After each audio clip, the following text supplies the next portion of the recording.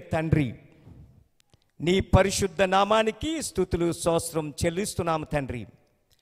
అబ్రహాము, ఇస్సాకు, యాకోబుల యొక్క దేవా, నీవు మా మధ్య ఆత్మస్వరూపుడివై ఉన్నందుకు నీకే స్తోత్రం నాయన. ప్రభువా, ఈరోజు కమాండోస్ ఫర్ క్రైస్ట్ సెమినార్లో కూడి ఉన్న ప్రతి ఒక్కరిని పేరు పేరున దీవించి ఆశీర్వదించండి. ప్రభువా, మా అందరినీ కూడా నీ వాక్యపు లోతైన అనుభవాల్లో నడిపించి నీ పరిశుద్ధాత్మ యొక్క వరాలతో మమ్మల్ని నింపి నీ వచ్చు పర్యంతము నీకు సాక్షులుగా జీవించే కృపను దయచేయమని, నీ సింహాసనం కుడి పక్కనున్న జ్ఞానాన్ని ఇక్కడ కూడి ఉన్న సహోదరి సహోదరులకు అందరికీ కూడా మెండుగా దయచేయమని మా ప్రభును రక్షకుడైన యేసు నామమున అడుగుచున్నాము పరమ తండ్రి. Amen, amen. మన చైర్మన్ గారి పర్మిషన్ తోటి నేను ఒక 5 minutes తీసుకొని చిన్న ఎక్స్ప్లెయిన్ చేయడానికి ఉన్నాను. నేను ఇది గెత్సెమనే నుంచి గొల్గాతా అనే 4 సీడీలు, ఆడియో సీడీలు ఉన్నాయండి. ఇది ఎందుకు చెప్తున్నానంటే అమ్మడం కోసమని కాదండి, ఇది చేయడానికే 90sలోన నేను 10 lakhs ఖర్చు పెట్టాను ఇజ్రాయెల్, ఈజిప్ట్లోన.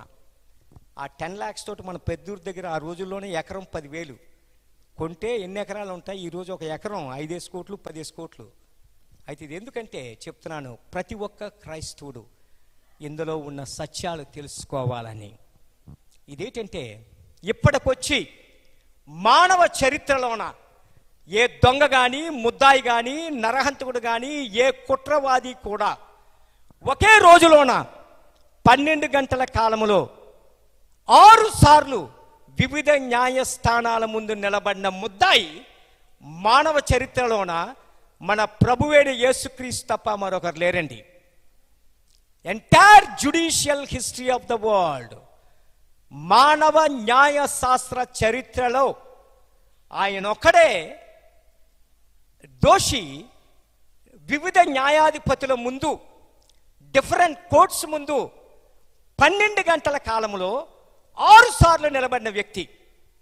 మన ప్రభువుకి 2 స్వభావాలు ఉన్నాయండి. ఒకటి దైవ స్వభావము, 2 మానవ స్వభావము. అయితే దురదృష్టమో అదృష్టమో ఈ 2 స్వభావాలు కూడా మానవ న్యాయాధిపతుల ముందు ముద్దాయిగా నిలబడ్డాయి. మన ప్రభువుకి 3 మత సంబంధమైన విచారణలు, 3 రాజకీయ సంబంధమైన విచారణలు జరిగాయి. మత సంబంధమైన విచారణలో ఆయన మీద మోపబడిన నేరం ఏంటంటే క్రీస్తు ప్రవక్త. ఇది ఛార్జ్ షీట్ ఆయన మీద. రాజకీయ సంబంధమైన విచారణలో ఆయన మీద మోపబడిన నేరం ఏంటంటే క్రీస్తు జూదుల రాజు, క్రైస్ట్ ద కింగ్. ఇది రాజకీయంగా మోపిన ఛార్జ్ షీట్. అయితే పిలాతు యేసు ప్రభుని విడిపించడానికి 7 సార్లు ఎలా ప్రయత్నించాడు? యూదమత పెద్దలకి, రోమన్ గవర్నర్కి జరిగిన రాజకీయ ఎత్తుగడలు ఏంటి? యూదులు మరొక జూదునికి రోమన్ పనిష్మెంట్ ఎందుకు అడుగుతున్నారు? జూదులు చెప్పేది ఏంటంటే వీడు దేవుని కుమారుడని చెప్పుకుంటున్నాడు కనుక మా చట్ట ప్రకారము ఇతడు చావవలసిందే. మరి జూదుల చట్ట ప్రకారం అయితే యేసు ప్రభుని స్టీఫెన్ లాగా పట్టణానికి వెలుపల తీసుకెళ్ళి రాళ్లతో కొట్టాలా? మరి ఆయన రాళ్లతో కొట్టకుండా రోమన్ పనిష్మెంట్ ఎందుకు అడుగుతున్నారు? సిలువ వేయమని. సిలువ మరణం కోసం పరిశుద్ధ గ్రంథం డీప్గా ఏమీ చెప్పదండి. ఆయన యేసుని 2 దొంగల మధ్య సిలువ వేశారని చెప్తారు తప్ప దొంగల పేరు కూడా చెప్పదు. సిలువ మరణాన్ని కనిపెట్టింది ఎవరు? రోమన్లు ఎక్కడి నుంచి నేర్చుకున్నారు? రోమన్లు ఈ సిలువ ఎలా వేస్తారు? సిలువ వేసిన వ్యక్తికి ఏం జరుగుతుంది? యేసు ప్రభుని ఎలా సిలువ వేశారు? అలానే యేసు ప్రభు సిలువ మీద ప్రాణంతో 3 గంటలు ఉన్నా ఆయన 7 మాటలే ఎందుకు మాట్లాడారు? అంతేకాకుండా మన గాస్పల్స్ రాసిన 4గురిలోనో ఒక ఆయన మెడికల్ డాక్టర్ అండి. అందులోకి Greek doctor, top intellectual doctor. ఆయన రాస్తున్నప్పుడు ఏమంటారంటే లూకా సువార్త 22వ అధ్యాయం ఆ 42 నుంచి 44 వచనాలు మనం చూసినట్టయితే ఆయన చెప్పేది, యేసు ప్రభు గెత్సెమనే తోటలో ఆయన ప్రార్థన చేస్తున్నప్పుడు ఆయన రక్తం చెమట కింద పడ్డాలట నేల మీద. మనం ఎన్నో సంవత్సరాలు బట్టి ప్రార్థన చేస్తున్నాం, మనకి చెమటే రాదు. అలాంటిది ఈయన ఒక గంటలోన ప్రార్థన చేస్తున్నప్పుడు ఆ స్వెట్ గ్లాండ్స్లో నుంచి, అంటే చెమట గ్రంథుల్లో నుంచి రక్తం తన్నేస్తుందట. దాన్ని సైంటిఫిక్గా హిమాటోడ్రోసా అంటారు. అంటే క్యాపిలరీస్లో నుంచి రక్తం చెమట గ్రంథుల ద్వారా వచ్చేయడం. ఈ సిచ్యువేషన్కి సైంటిఫిక్ రీజన్ ఏంటి? అలానే ఇప్పుడు యేసు ప్రభువు ఏ రూట్ కింద సిలువ మోసుకొని వెళ్ళారు? ఆయన తల్లో ఎన్ని ముళ్ళులు గుచ్చుకుపోయావి? ఆయనకి సిలువేసిన నిలువు కర్ర ఎంత, అడ్డు కర్ర ఎంత, ఆ సిలువ యొక్క బరువు ఎంత, యేసు ప్రభువు యొక్క ఎత్తెంత, ఆయన బరువు ఎంత, ఆయన తల్లో గుచ్చుకుపోయిన ముళ్ళులు ఏ చెట్టువి, యేసు ప్రభువు శరీరం మీద ఎన్ని గాయాలు ఉన్నాయి, యేసు ప్రభువు రక్తం ఏ గ్రూపుకి చెందింది, యేసు ప్రభువు మరణానికి సాక్షులు ఎవరు, పిలాతు ఏ రూట్ను ప్రిస్క్రైబ్ చేశారు, అలానే యేసు ప్రభువు మరణించినప్పుడు డెత్ సర్టిఫికేట్ ఇచ్చింది ఎవరు? ఇలాగ విషయాలు. యేసు ప్రభువు ఏ రోజున సిలువలో కొట్టబడ్డారు? రోమన్ కాలమాన ప్రకారం, అలాగే మన గ్రెగోరియన్ క్యాలెండర్ ప్రకారము ఏ రోజున ఆయన పునరుత్థానమయ్యారు? ఇలాంటి విషయాలు, background హిస్టరీసు, archaeological evidences, scientific datas, theological truths తోటి 20 సంవత్సరాలు యేసు ప్రభువు యొక్క ఆఖరు 23 గంటల శ్రమల మీద చేసిన ఈ సీడీలే గెత్సెమనే నుంచి గొల్గాతా అండి. ఇది ఆలకించాలంటే పాటల సీడీలాగా వేసుకొని ఆలకించకూడదండి. ఒక రోజు శుక్రవారం నాడు ఉపవాసం ఉండి మీ ఫోన్లన్నీ ఆపేసి ఎవరూ డిస్టర్బెన్స్ చేయలేని ప్లేస్లోన పెన్ను పేపర్తో ఇవి ఆలకించాలి. మనము ఎప్పుడైతే యేసు ప్రభు శ్రమల మీద ధ్యానిస్తామో మనకి 12 రకాలైన వాగ్దానాలు పొందుతామండి. మనము ఆయన శ్రమల మీద ధ్యానించినప్పుడు, ఇది ఇప్పుడు కాదండి, నేను రిలీజ్ చేసింది 1995లోన, ఎగ్జాక్ట్గా 20 సంవత్సరాల క్రితం. దేవుని కృపలను ఇప్పుడు 4 భాషల్లో 25 కంట్రీస్లో సర్క్యులేషన్ ఉంది. కొన్ని ముస్లిం దేశాల్లో అమ్మాయిలు బైహార్ట్ చేసిన కేసులు ఉన్నాయండి. ముస్లిం అమ్మాయిలు నాకు రాసిన టెస్ట్ మనీ ఉత్తరాలు ఉన్నాయి ఇంత దొంతు. యేసు ప్రభు శ్రమల మీద ధ్యానించినప్పుడు యేసు ప్రభు తమ జీవితంలో ఎలాంటి అద్భుతాలు చేశారు అన్న విషయాలు ఇవి ఇక్కడ ఉంటాయి. ఇది 4 సీడీలు 250 రూపీస్ అండి. ఇది ప్రతి ఒక్క క్రైస్తవులు ఆలకించండి. దేవుని కృపల్ల ఈ రోజుల్లో అనేక మంది విలేజ్లలో దేసి మైకులు పెట్టి అందరూ కూర్చొని ఆలకిస్తారండి. లెంట్ టైంలోన most of the pastors, bishops అందరూ ప్రీచ్ చేసేది దేవుని కృపల్ల ఈ వర్తమానాల్లో నుంచే. ఇది ఆలకించండి, చాలా బెనిఫిట్గా ఉంటుంది. అంతేకాకుండా ఇక్కడ ఇంకోటి ఏంటంటే, ఇది తెలుగులో ఉంది. నేను నా మిస్సెస్ స్వర్ణముఖి గారి టెస్ట్ మనీ అండి. నేను 28 దేశాలకు చెందిన కమాండోస్ను 12 సంవత్సరాలు ట్రైన్ చేశాను. యాంటీ హైజాకింగ్, యాంటీ టెర్రరిస్ట్ ట్రూపుల్ని. అలాగే మార్షల్ ఆర్ట్స్లోన judo, karate, aikido, jujutsu, savate, ఎవారా, బ్యాటన్ ఇవన్నిట్లో కూడా నేను ఛాంపియన్ని, 6th dan black belt, 80 national ఛాంపియన్ని, 82లో నేను వరల్డ్ ఛాంపియన్ని, ఒక బ్రిటిషర్ని less than 15 seconds I knocked out in Muscat. అయితే దేవుని కృపలన నేను జీరో నుంచి హీరోగా ఎలాగ పరిశుద్ధ గ్రంథాన్ని అనుసరించిన తర్వాత అయాను అన్నది ఇందులో ఉంటుంది.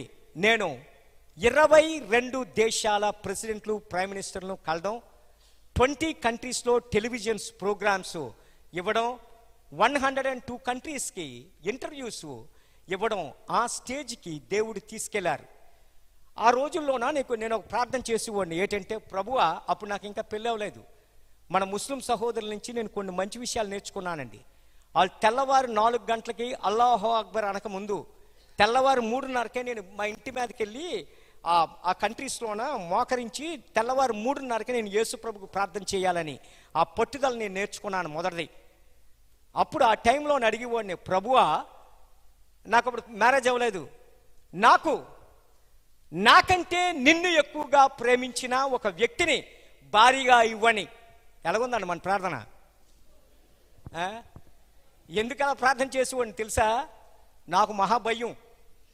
ఎందుకు? కొంతమంది భర్తను చూసేవాడిని భార్యను లోనెట్టి తాళం వేసి వెళ్ళిపోతుండేవారు. ఆ తాళం ఇప్పితే ఇంకోలాగా ఉంటుంది కేసు. అలాంటి వాళ్ళు దొరికితే ఇంకా డేంజర్ రా. యేసు ప్రభువు నమ్మిన అమ్మాయి అయితే మనకి ఏ హాని చేయదు. నేను కావలస్తే అడిగేవాడిని, ప్రభు ఐశ్వర్య రాయిని నాకు భారీగా ఇవ్వమంటే ఇస్తాడు యేసు ప్రభు. కానీ మరుసటి వారం నేను ఉరేసుకోవాలి, అది ఎవరితో పారిపోతే.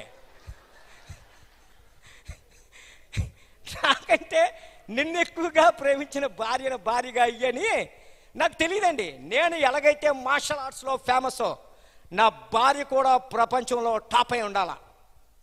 అవి ఎవరైనా మనకు తెలీదు. ఒకరోజు నేను ప్యారిస్ నుంచి బాంబే వస్తున్నాను మన ఎయిర్ ఇండియా ప్లేన్లోన. ఆ ఎయిర్ ఇండియా మ్యాగజైన్ ఇలా తీశారండి. ఆ మ్యాగజైన్ కవర్ మీద ఒక అమ్మాయి ఫోటో ఉంది. అదే అమ్మాయిని 40 డేస్లో పెళ్లి చేసుకున్నానండి. ఆవిడే స్వర్ణముఖి. సో వీళ్ళ కుటుంబం అంతా కూడా సినిమా యాక్టర్లు, సినిమా ప్రొడ్యూసర్లు, డైరెక్టర్లు, ఇవన్నీ సినిమాలు, పాలిటిక్స్ అండి. మా మదర్లో కూడా రంజనీ భూపాల్ గారు, ఆవిడే సినిమా యాక్టరే. వాళ్ళ అక్క రాధాబాయి అని మన తెలుగులో చిరంజీవి సినిమాల్లో తల్లి కింద వేసేది. కుట్టి పద్మి అని లేత మనసులో ఆ రోజుల్లోన డబుల్ రోల్ వేసేది ఫిల్మ్ ప్రొడ్యూసరు. ఈ రేఖ, హిందీ సినిమా రేఖ అన్నయ్యే వాళ్ళ అక్కని చేసుకున్నాడు. వీళ్ళంతా కూడా film family background, politics, film డైరెక్టర్లు, ప్రొడ్యూసర్లు. ఇప్పటికీ కూడా మా అత్తగారి కూతుర్లు ఫిల్మ్ ప్రొడ్యూసర్లే, వాళ్ళ హస్బెండ్లు ఫిల్మ్ డైరెక్టర్లు, వాళ్ళ పిల్లలు ఫిల్మ్ యాక్టర్లే వీళ్ళు. అయితే అందులోన మా అత్తగారు మిస్సెస్ ఇద్దరు యేసు ప్రభుని అంగీకరించారు. ఈవిడ తమిళనాడు గవర్నమెంట్కి 8 సంవత్సరాల క్యాబినెట్ ర్యాంక్ మినిస్టర్ అండి. తెల్లవారు లండన్లో డాన్స్ చేస్తే మధ్యాహ్నం ప్యారిస్, నైట్ జర్మనీ, ఒకే రోజున 3 కంట్రీస్. ఇండియాని 52 దేశాల్లో రిప్రజెంట్ చేశారు. ఈవిడ ఏ ఎయిర్పోర్ట్లకైనా గుర్రాలతోటి ఇన్వైట్ చేసేవారు. అలాగే హిందీ, తమిళ, మలయాళము, తెలుగు ఈ సినిమాల్లోన ఈవిడ స్పెషల్గా పాము డ్యాన్సును, ఈ పీకాక్ డ్యాన్సులు చాలా హైలైట్గా పిక్చరైజ్ చేసేవారు. మన తెలుగులోన పున్నము నాగని చిరంజీవి సినిమా ఉంటుందండి, అందులోన స్నేక్ డ్యాన్స్ ఉంటుంది ఈవిడిది. సో ఇలాగా ఈవిడ భారతదేశాన్ని 52 దేశాలు ఇచ్చేసింది. అంజయ్య కాలంలో మన రవీంద్ర భారతిలో నంది అవార్డు ఇచ్చారు ఈవిడికి మన ఆంధ్రప్రదేశ్ గవర్నమెంట్. అలాగా నేను ఎప్పుడు జీవితంలో అనుకోలేదు, నేను యేసు ప్రభుని అడిగినట్లు నాకంటే ఆయన్ని ప్రేమించిన వ్యక్తి, ప్రపంచమంతా టాప్ అయిన వ్యక్తిని ఇవ్వడం జరిగింది. ఆవిడ కూడా యేసు ప్రభు తెలుసుకున్న తర్వాత మొత్తం అన్నీ వదిలేసింది. మా మదర్లా ఇద్దరును మేము ఇప్పుడు సేవ చేసేందుకు కుష్ఠోలతోటే సువార్త ప్రకటించడం. మా ఇద్దరు టెస్టిమనీస్, ఆవిడ సినిమాల్లో చేసిన డాన్స్ క్లిప్పింగ్స్ ఇవన్నీ టెస్టిమనీలో ఉంటాయండి. ఇది DVD, ఇది 100 రూపాయలే. అలాగే ఇది బిబ్లికల్ స్టడీ టూర్. ఇది అంటే ఈజిప్టు, ఇజ్రాయెల్, జోర్డాను, పాలస్తీన్ ఈ స్థలాల్లోన 179 స్థలాలు, major biblical, historical, archaeological places. మన బిషప్ ఎంఏ పాల్ గారు, మేమంతా కూడా ఇక్కడ ఉన్న మా సిస్టర్స్ అందరూ ఈ బిబ్లికల్ స్టడీ టూర్స్లో వచ్చిన వాళ్ళమే. సో ఈ టూర్స్ ఎవ్రీ మంత్ వెళ్తాను. నేను ఇజ్రాయలీ గవర్నమెంట్కి గుడ్ విల్ అంబాసిడర్ని. 31 సంవత్సరాలుగా బైబిల్ ల్యాండ్స్లో రీసెర్చ్ కోసం తిరుగుతున్నాను. అయితే 2006లో ఇజ్రాయలీ గవర్నమెంట్ నన్ను గుడ్ విల్ అంబాసిడర్గా పెట్టిన దగ్గర నుంచి ప్రతి నెల ఈ బిబ్లికల్ స్టడీ టూర్కి తీసుకెళ్ళి background histories, archaeological evidences, scientific డేటాస్తో టీచ్ చేస్తాను. అయితే 100వ ట్రిప్పు November 29న లాస్ట్ ఇయర్ జరిగినప్పుడు ఇజ్రాయలీ ప్రభుత్వం నన్ను సన్మానం చేసి ట్రూ ఫ్రెండ్ ఆఫ్ ఇజ్రాయెల్ అనే అవార్డు ఇవన్నీ కూడా ఇచ్చి చాలా గ్రాండ్గా చేశారండి.